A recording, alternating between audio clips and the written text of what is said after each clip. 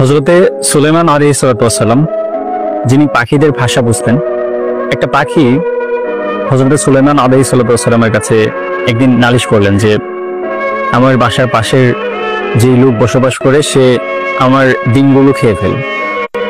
তখন সুলাইমান আলাইহিস সালাম সেই দুষ্ট লোককে ডেকে না করে দিল যে তুমি পরের বার এই পাখির বাসা থেকে আর ডিম নিয়ে খাবা না।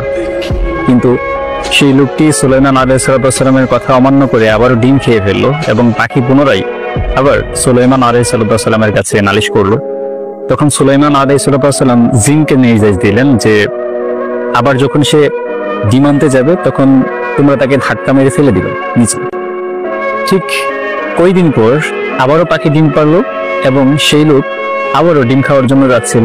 পথিমধ্যে ভিক্ষুক আসলো এবং তিনি ভিক্ষুককে এক মুষ্টি খাবার দান করে আবার সেই ডিমগুলো খেয়ে ফেললো। এখন সুলাইমান আলাইহিস সালাম তো রেগে গেল, জিনকে ডেকে বললো যে তুমি তোমার দায়িত্ব পালন করো নাই।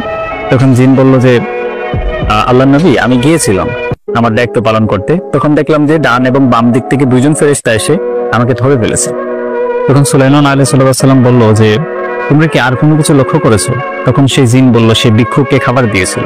তখন সুলাইমান আলাইহিস সালাম বলল যে হ্যাঁ, দান সদকা বালা মুসিবত দূর করে, তার সেই দান সদকার জন্য সে এবারের যাত্রায় বেঁচে গেল।